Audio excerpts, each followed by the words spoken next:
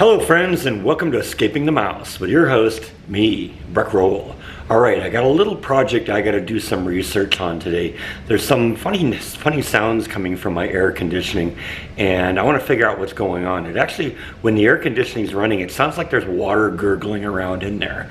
And I do know that the last 2 days have been really hot and really humid here, and I do know that 2 times in the past 2 days the air conditioning has shut down because of condensation building up in the condensation valve, and I've had to drain it and dry it out and stuff like that.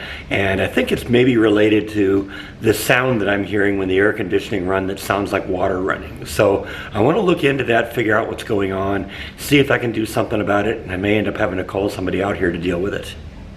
This is an area right behind where the return vent is for the air conditioning, and if you listen when it's running, you can hear what I'm talking about.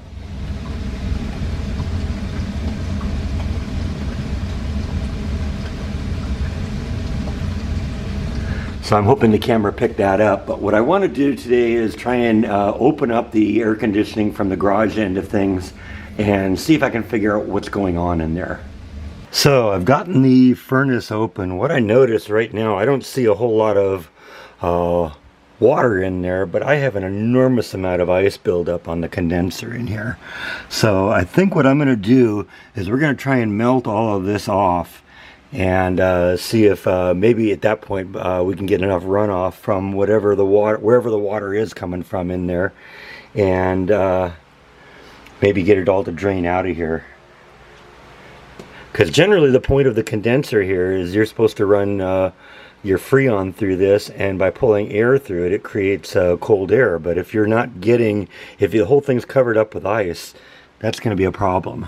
So, like I said, I think I'm gonna blow just warm air into here for a little while. Let's see if we can get all this to melt, and hopefully maybe that'll make things work better. Now, I was out here, I had the air conditioning problems, you remember, last summer. And the guy that came out and looked at this said he thought maybe I had a Freon leak. Now, he didn't pull the cover off of this like this. He just kind of drained the system out. But if we've got any kind of meltage happening under here, that's going to be a lot of water maybe accumulating in the bottom of this. And that could be causing the water sounds I'm hearing. So, like I said, first step, let's thaw this all out and see where that gets us. We're going to have to leave the AC off for a little while, I think. Alright, a couple hours have passed by. The ice is melting really well off the condenser, so we're going to continue doing this. Basically what I'm doing is I got a fan blowing on the condenser in here, and that's kind of blowing a lot of warm air in here. I'm also cheating a little bit. I'm using my heat shrink gun and melting the ice that way. That goes actually pretty fast. Now the water isn't draining out of here as much as I wanted. It's kind of seeping through into the floor underneath the return. So I've actually got a couple of pans under there to capture the water that's dripping in there, because I don't want to flood in the house. I think once we get the dripping to stop and the ice completely melted, then we'll get in there and dry that out and we should be good to go. But we've made a lot of progress in here, and I think we're just going to let it continue its process here, and we should be done here pretty soon. Alright, a couple hours have passed now. We've blown enough warm air into here that we've melted all the ice.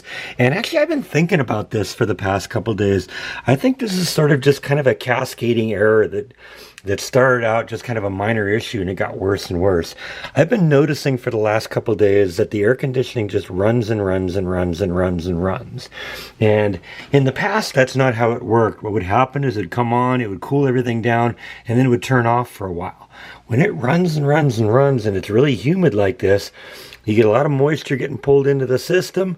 It all freezes on the vane in here, on the radiator in here, and eventually it gets to the point where it's blocked off so much airflow that you can't cool the house off, and so the air conditioning just runs and runs and runs. So hopefully this is going to solve this problem.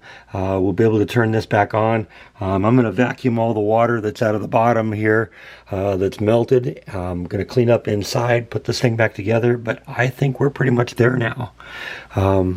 Definitely looks a lot better. Those veins look nice and clean and nice and frost free. I was also noticing that in the plumbing here, where the Freon moves back and forth through the system, that was all frozen solid too. So we got that all thawed out, looking really good right now. Like I said, we're going to put it back together after we vacuum out what's left of the water, and hopefully this should solve our problem for a while. All right, we got all the panels back on, all the water's pumped out. I've got the little floater thing here reset. This is the thing that shuts off the air conditioning when there's a little bit of water in the system. There's a little floater thing in there, and if it floats up a certain height, it triggers this sensor, and that kills the air conditioning. It's happened a couple times. First time I ended up calling an air conditioning guy out to deal with it, and he was able to figure out exactly what it was. As a matter of fact, I was, if the guy had taken a little bit longer to get here, I probably would have figured this thing out all by myself, because this was an actual warning about what the issue might be. And like I said, when I called the guy initially, he was out here so fast that I was still kind of in the process of doing it. If it'd been maybe an hour longer or an hour later, I might have, pulled up the manual online for this thing, figured out what this AquaGuard thing was, and I wouldn't have had to call a mechanic out. But that's just the way it works. You get a company that comes in and services their stuff very, very quickly. You sometimes don't have enough time to troubleshoot it. But this thing is plugged up a couple times since then, and I've been able to fix this on my own. So, you know what? Live and learn, and that's what it's all about. Let's go in and clean up the inside, and then we'll get this thing back on, get some cool air going in the house now, because we're about to hit the hundreds this week. And while I'm working on this end of things, I'm also going to replace the air filters. Having a couple cats in the house, the filters get plugged up pretty quickly. So better airflow through the air filters is going to get us more airflow, cooling the house down. So that's a good thing. And like I said, I got a little bit of moisture there that I want to mop up, but I think we'll be all right there. So I had some pans under there catching most of the water, and now the rest of it should just be a matter of getting it surface dry. It doesn't have to be perfect, it just needs to not have standing water in there. So that's what's left. I'll show you what that looks like in a few.